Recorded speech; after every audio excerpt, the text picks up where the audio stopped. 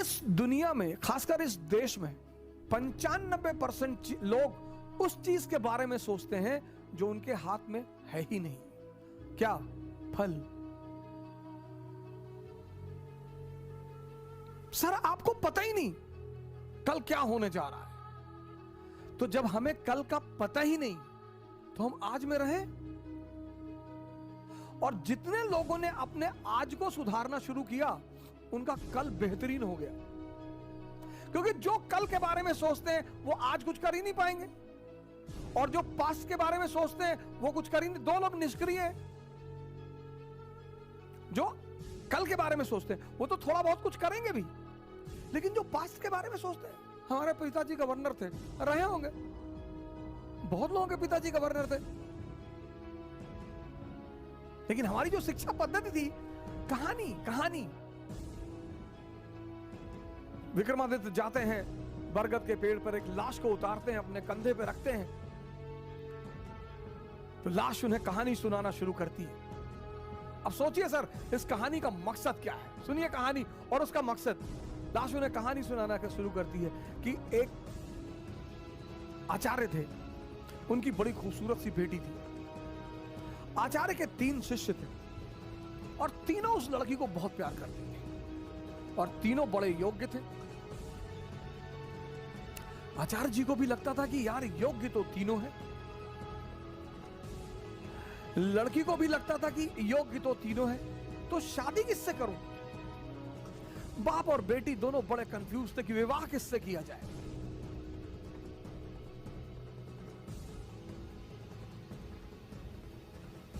और जब लड़की यह सुनिश्चित नहीं कर पाई कि विवाह किससे किया जाए, तो एक दिन लड़की ने आत्महत्या कर लिया।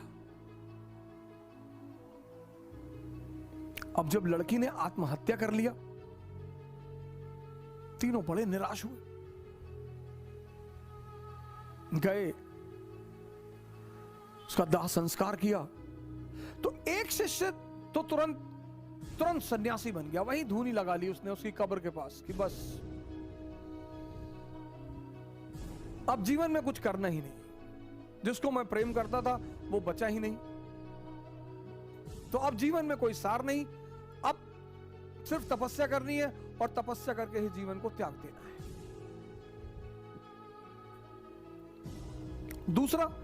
दूसरा फकीर बन गया, घूमने लगा देश विदेश में। उसे पता था कि हिंदुस्तान में कुछ संत हैं जो फिर से जीवित करने का मंत्र जानते हैं। लगा वो उन संतों को खोजने जो फिर से जीवित करने का मंत्र जानते थे। तीसरा जो उसमें था, वो डेली जाता था, उस मृत शरीर पे मसाला लेप लगाता था, साफ करता था, फिर उसे वहीं रख देता था। अब ये सिलसिला कुछ वर्षों तक चला, 2-4 वर्षों तक चला। तो वो जो घूम रहा था चारों तरफ, फकीर बन गया था, मंत्र की तलाश कर रहा था, पुनर्जीवन देने के मंत्र का जो तलाश कर रहा था, उसे एक दिन कुछ महात्मा लोग मिल गए, वो उस मंत्र को जानते थे। उसने उनकी सेवा की, उन्होंने उसे वो मंत्र सिखा दिया। जैसे ही उसने मंत्र सीखा, वो भगा वापस गांव की तरफ।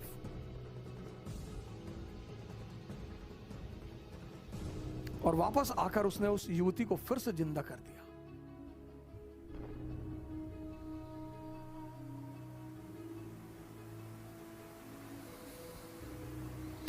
जब उसने फिर से जिंदा कर दिया, तीनों दावेदार फिर खड़े हो गए, और अब तो युवती और सुंदर हो गई। तब उस वेताल ने विक्रम से पूछा कि विक्रम बता कि अब लड़की को किससे विवाह करना चाहिए। अगर तेरे मन में उत्तर आ रहा है और तू जवाब नहीं देगा तो तेरे सर के टुकड़े टुकड़े हो जाएंगे, और अगर तूने जवाब दिया तो मैं तुझे छोड़कर चला जाऊंगा।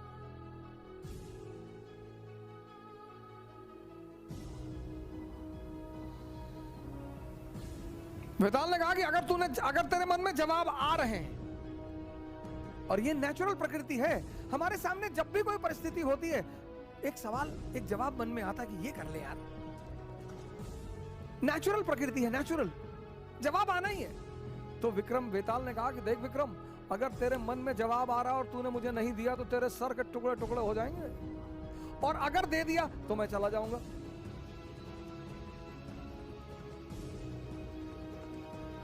योग्य आदमी, भाई योग्य हो अयोग्य हो, मन में परिस्थिति में अगर परिस्थिति बन रही है तो जवाब आएगा। तो विक्रमादित्य ने जवाब देना शुरू किया। कहा जो मंत्र सीख कर आया और जिसने पुनः जीवन दिया वो पिता तुल्य है। जीवन देना का काम किसका है? पिता का।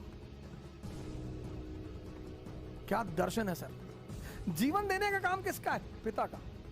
तो जिसने मंत्र सीख कर जीवन दिया वो पिता तुल्य है, मुझसे विवाह नहीं होगा। जिसने उस शरीर की सेवा की 4 साल तक, वो पुत्र का धर्म है। सेवा करना पुत्र का धर्म है, वो भी बाहर हो गया। जिसने अपनी ही जिंदगी दांव पे लगा दी, यही प्रेम की कसौटी है, विवाह उससे होना चाहिए।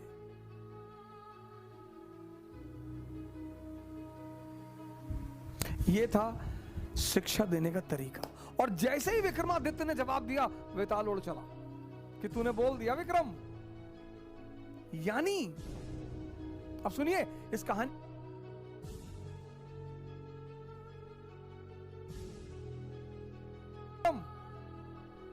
यानी अब सुनिए इस कहानी का दूसरा उद्देश्य क्या है?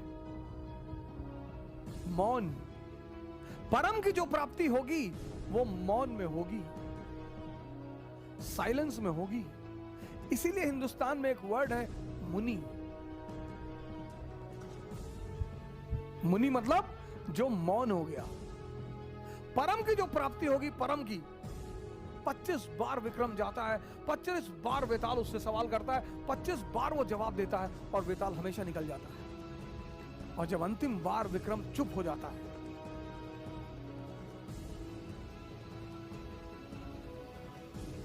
ये थी भारत की शिक्षा पद्धति।